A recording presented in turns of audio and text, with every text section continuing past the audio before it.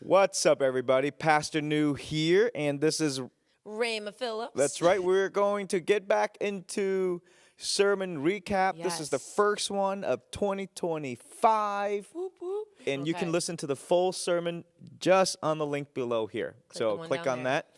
Anyhow, welcome back. Let's get to it. Happy New Year. Happy New Year. Yeah, you're doing Um, okay? New Year was I'm good? doing really good. I had a part of a pig's face on Sunday. Oh, we did have a Yeah. pig roast Yeah, here we at did. our We had a church. pig roast. Yeah, Let's yeah, just yeah. start with You had a that. part. Sorry. That's kind of disgusting, actually. Yeah, so I have a sorry. part of a pig's face on Sunday. No, So anyhow, Anyways, let's get right to it. let's get into the sermon, guys. Yeah. Okay. So we're going through talking with God Yes. through Psalms. Psalm.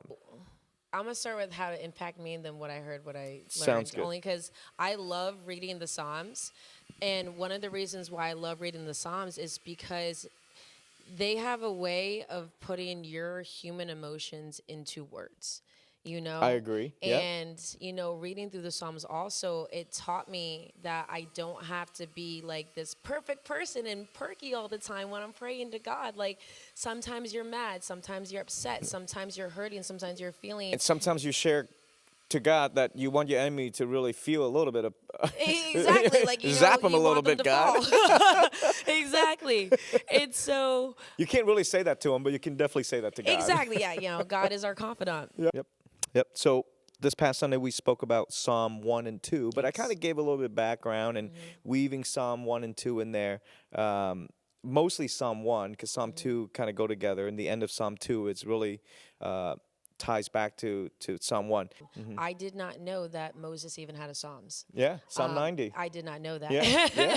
And that's the oldest Psalm. No, And, exactly. and they're not organized in a chronological order by any means. No, Right? and I don't know if you know this. Was that during the time that he was in exile? Yeah.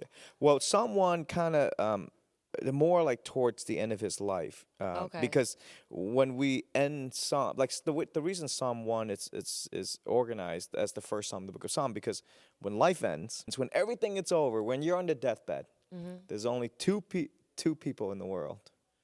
Those who, remember, know God or those who Don't know God. know God. So that's pretty much the idea of Psalms, right? But Psalm 1 kind of put that in the forefront as like in all the things we experience in life, in all the things that we do, in all the things we accomplish and have not accomplished. At the end of the day, there's only two things that matters. Either we Know God. know God or you we don't know God. don't know God. But it's so true because you think about this world that we live in now, and death is not the worst thing that can happen to you. Death is But probably the beginning of The life. beginning of life, exactly. But imagine dying without knowing who God is. Exactly. Then it's the end of life. Then it's the Yeah. end of life. One of the things I said, I brought in like the whole idea of the Jewish concentration camp and how the Yes. book of Psalm so closely to them. There was a famous rabbi where he says, "Where is God?" And you remember that answer? What he said? Wherever You. God is wherever. Oh, sorry. God is wherever you let God in. That's right. God is And- wherever you let Him in. That was my favorite part of the Yeah, sermon. yeah, I'm yeah. not gonna Go lie. ahead, talk to me was my about favorite that. part Yeah, of the why was sermon. that your favorite part? Because This is getting good. this is getting really, really good. So that was like my favorite part of the sermon because when you're going through life, there's so much happening, and I feel like we all run into those situations like, where is God? Like my life is going downhill. There's so much stuff Right, happening. And even in my own life, it's like I'm over here searching for his presence. Like, God, why don't you show yourself to me? Why can't I feel you? And then, reading that part, God is wherever you let God in. Right.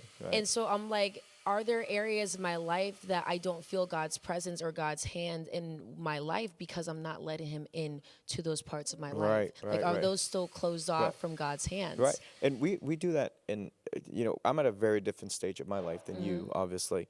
And every stage is different, right? So right now I'm married, I have kids and jobs and different things. We can easily leave God out in some of 100%. the areas of our Yeah. like leave it out in our marriage, we leave him out in our finance, we leave him out in the way we raise our children, and for you right now you can even leave God out in your purpose and your plan for life and how you look So many for different a areas. soulmate. So many different areas. So I love that part too when he answers his own question, where's God, and he realizes that Wherever. God is where I let him in. it was such a simple answer, Yeah.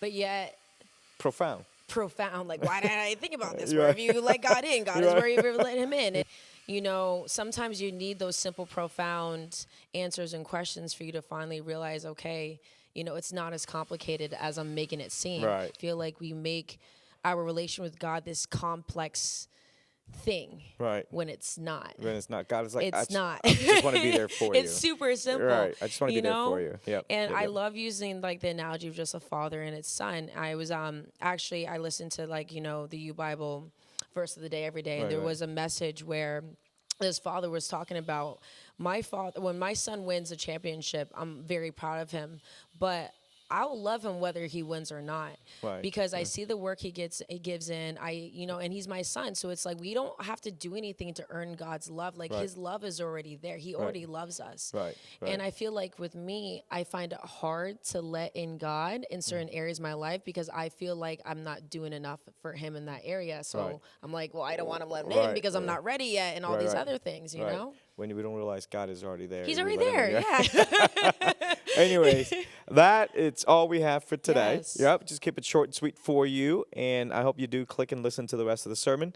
And join us at church Yes. on Sunday, 10 a.m., or watch us online as well on Talking to God in In Psalms. Psalms. Peace. Farewell, everyone.